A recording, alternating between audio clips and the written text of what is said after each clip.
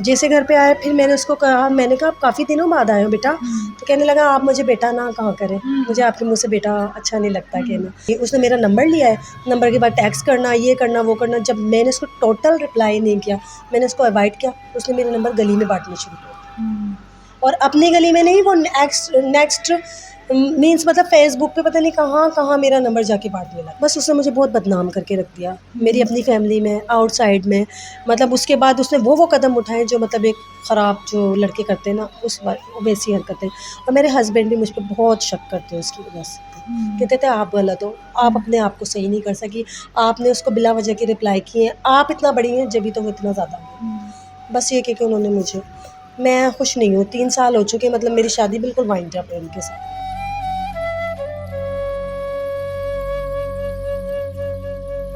आज जो मेरे साथ लड़की मौजूद है, बाजी का देवर जिसको सबसे पहले प्रपोज़ करता है, उसके बाद इसका नंबर लेकर दोस्तों में, गली मोहल्ले में बाँट के इसकी काफ़ी बदनामी करवा देता है। क्यों करवाता है, क्या वजह होती है? आइए सारी कहानियाँ मिन्नी से ही पूछते हैं। अस्सलाम वालेकुम। वालेकुम सलाम। क्या नाम है आपका? मेरा नाम हानिया। कितने बहन-भाई हैं आप? मैं हम 2 सिस्टर हैं, 1 भाई है। 2 सिस्टर 1 भाई हैं? जी, जी, बिल्कुल। तो बाजी आई थी घर पे, जी, जी। तो बाजी क्या मेरी हुआ? बाजी मेरी मैरिड है। मेरी स्टोरी काफ़ी मतलब सैड है। ये मैं सब लोगों के साथ शेयर कर रही हूँ। मेरी जो सिस्टर है ना, उनका जो देवर है वो तो बहुत छोटी एज का है। मुझे नहीं पता था कभी मेरे साथ उसकी कोई ऐसी स्टोरीज़ बन सकती है। बट ये कि बहुत लॉन्ग टाइम हो चुका है इसको, लेकिन ये मेरे लिए एक सबक है और लोगों के लिए भी सबक है। एक दफ़ा ये हुआ कि जो मेरी सिस्टर का देवर है, वो मुझसे तकरीबन 7 से 8 साल छोटा है। मुझे नहीं पता था उसका इतना छोटा ज़हन, इतनी बड़ी-बड़ी बात, इतनी मैच्योरपन होगा उसके अंदर। तो वो आया, मुझे इसने सलाम किया, मैंने भी उसको सलाम किया, मैंने उससे प्यार किया। मैंने कहा बाजी को जाके मेरी तरफ से सलाम कहना। बस फिर उसके बाद वो गया है यहाँ से। उसके बाद ये तकरीबन मैक्सिमम वो आया 5 मंथ बाद ना। जैसे घर पे आया फिर मैंने उसको कहा, मैंने कहा आप काफ़ी दिनों बाद आए हो बेटा। तो कहने लगा आप मुझे बेटा ना कहा करें, मुझे आपके मुँह से बेटा अच्छा नहीं लगता कहना। तो फिर मैंने कहा अच्छा ठीक है, क्यों क्या हुआ बताओ बताओ। कहने लगा बस मैंने आपसे कुछ बात करनी है, आपने मुझे अपना नंबर दे। तो फिर मैंने उससे कहा, मैंने कहा मेरा नंबर तो है बाजी के पास। तो कहने लगा मुझे चाहिए आपका नंबर। फिर मैं काफ़ी मतलब सोच में मैं पड़ गई, मैंने कहा ये क्यों मुझसे ऐसे नंबर मांग रहा है, क्या वजह है। फिर मैंने बहरहाल उसको अपना नंबर दे दिया ना। फिर वो मेरे पीछे लगने लगा, मैक्सिमम मुझे हर वीक में 2-3 दफ़ा मुझे कॉल करना, मुझे हेलो हाय करना, मेरी तारीफ़ करना, हर वो बात करना कि मतलब जो एक यंग बॉय करता है ना। तो मेरी ऐसी थिंकिंग ही नहीं, मैंने कहा ये तो बहुत छोटा बच्चा है। मैं इसको मतलब लाइटली ले रही थी, मैं उसकी तरफ कोई मेरा कंसंट्रेशन नहीं था। जब मतलब उसने आपको प्रपोज़ वगैरह किया, जैसे जब ये बातें करता था, तो क्या आपने अपनी बाजी को बताने की कोशिश नहीं की कि मतलब इसका रवैया ऐसा हो रहा है, तो आप मतलब पहले भी किसी के साथ होता रहा या फिर कोई नई बात है? नहीं, नहीं, मैंने अपनी बाजी को कहा था। इवन कि मैंने अपनी मॉम को भी कहा था। मैंने कहा ये देखें छोटा बच्चा है, लेकिन ये किस तरीके की मुझे मैसेज करता है, किस तरीके की डायलॉग मुझे करता है, तो I don't like that. But ये कि बाजी ने मुझे कहा कोई बात नहीं, छोटा बच्चा है, उम्र के साथ-साथ सीधा हो जाएगा। हो सकता है आपको उस वे में नहीं कहता हो जो आपको गलत लगे। बस बाजी ने ये कह के मुझे मेरा माइंड चेंज कर दिया। बट ये कि उसकी जो बातें थी ना वो बढ़ती चली जा रही थी। उसने मेरा नंबर लिया है, नंबर के बाद टैक्स करना, ये करना, वो करना। जब मैंने उसको टोटल रिप्लाई नहीं किया, मैंने उसको अवॉइड किया, उसने मेरा नंबर गली में बाँटने शुरू कर दिया। और अपनी गली में नहीं, वो नेक्स्ट नेक्स्ट मीन्स मतलब फ़ेसबुक पे पता नहीं कहाँ-कहाँ मेरा नंबर जाके बाँटने लगा। तो तब आपने बाजी को कहा नहीं कि ये देखें ये क्या हुआ मेरे साथ? हाँ, मैंने बाजी को कहा, मैंने कहा इस तरीके से मेरी बदनामी हो रही है, ये किस टाइप की हरकतें कर रहा है, इसे आप डाँटो। मैंने उनकी सास को भी कहा, मैंने कहा खाला आप इस तरीके से ये जो मुझसे ये हरकतें कर रहा है, आप इसे मना करें। बट वो बाज़ नहीं आया। तो वो जब भी आप बता रही थी कि ऐसे कोई फैमिली में शादी थी।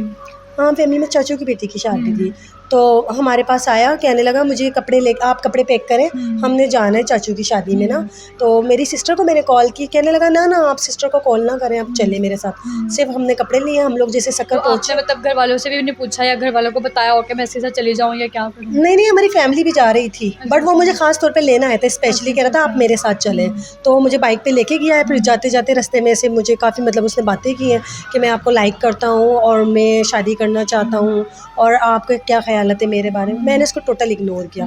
बट जब हम शादी में पहुँचे हैं तो आप यकीन करें वो शादी में हर जगह मेरे पीछे, कभी मेरे खाने की टेबल पे आके सामने बैठ रहा है, कभी क्या बोल के जा रहा है, कभी क्या। मैं उसको बहुत इग्नोर कर रही थी, बट ये कि उसके बाद वो मुझे बहुत तंग किया उसने। फिर मैंने ये बात मैंने अपनी मामा को बताई। मामा ने कहा नहीं आप छोड़े रहने दें, वो छोटा सा बच्चा है, उसकी तरफ क्या इतना वो जाना ना। बट फिर मेरी मम्मा ने मेरी शादी की बात शुरू की। जब मेरी बात हुई शादी के लिए, जैसे ही उन्होंने ओके किया रिश्ता, उन्होंने जैसे मेरा शादी के लिए ओके किया, उसके बाद इसने मेरे घर पे आना शुरू कर दिया।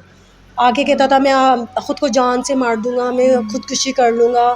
कभी उल्टी सीधी मतलब मुझे पिक्चरें भेज रहा है, जज्बातीपन में आ जाता था। जज्बातीपन में आ जाता था। कभी मुझे अजीब सी तस्वीरें भेज रहा है ब्लड की अपनी, कभी पता नहीं क्या कर रहा है, उल्टी सीधी हरकतें जो कहते हैं एक बदनामी वाली होती है। और बस उसने मुझे बहुत बदनाम करके रख दिया मेरी अपनी फैमिली में, आउटसाइड में। मतलब उसके बाद उसने वो कदम उठाए जो मतलब एक ख़राब जो लड़के करते हैं ना, उस वैसी हरकतें। और मेरे हस्बैंड भी मुझ पर बहुत शक करते हैं उसकी वजह से, मेरी किसी तो बात पे कभी आपने उनको समझाने की कोशिश की हो, बताने की कोशिश की हो कि ये जो सब कुछ हुआ है उसमें आपका कोई कसूर नहीं है?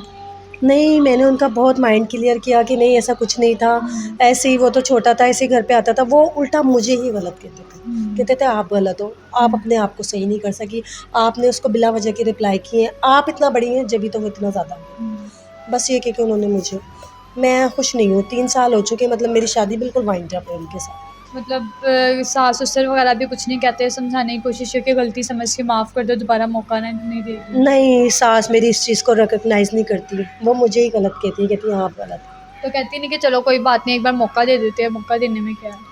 नहीं, मैं तो बहुत कोशिश करती हूँ अपनी तरफ से, बट वो इसको एक्सेप्ट ही नहीं करते इस बात को। वो कहते हैं इसी में कोई बुराई है, वो मुझे ही कहते हैं। ये तो नाज़रीन आपने इसकी कहानी सुनी है, उम्मीद करती हूँ आपने इस कहानी से बहुत कुछ सीखा भी होगा। इसी के साथ दीजिए मुझे इजाज़त, मिलते अगले प्रोग्राम के साथ, तब तक के लिए खुदा हाफ़िज़।